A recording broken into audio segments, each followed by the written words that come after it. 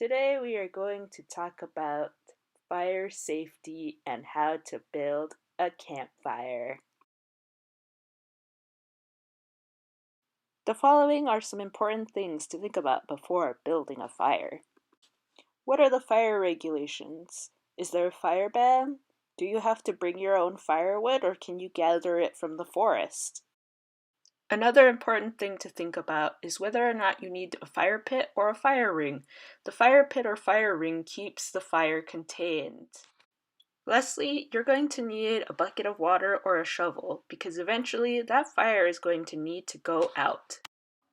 By far, one of the most important things about building a fire is to never leave the fire unattended. This is an important thing to always keep in mind because you never know what big fires can start from such a small thing. Now let's talk about building the fire. There are 3 different types of fire structures that you can use to build a fire. We're going to talk about those next.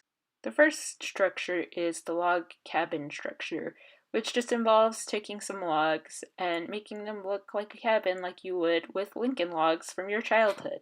Log cabin style is also good because if you have a lot of big logs, you can put them to use. Also, it's my favorite because it's easy to put together and it keeps your fire burning for a long time. Next is the cone fire, typically referred to as the tippy fire. Not my favorite name, which is why we'll refer to it as the cone fire.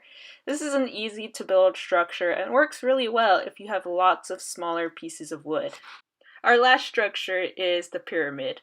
This works fairly well if you have a lot of logs, and it works really well if you want your fire to last a long time. You might be wondering, how do I light this structure now that I have it? You're going to need tinder, kindling, heat, and oxygen for this next part. Tinder and kindling are those things that are much smaller than your firewood that are going to help you to start your fire. They can be things like twigs, leaves, dry pine needles. They are going to be what catches on fire and helps you build a bigger flame that eventually evolves into a nice roaring fire. Matches or a lighter are going to be what helps you to get your initial flame going. An important thing to keep in mind is to have some waterproof or stormproof matches. The tinder and the kindling and your matches or your lighter is going to be what helps to get your fire going. It's going to be what gets your flames started, and hopefully you'll have a roaring fire by the end.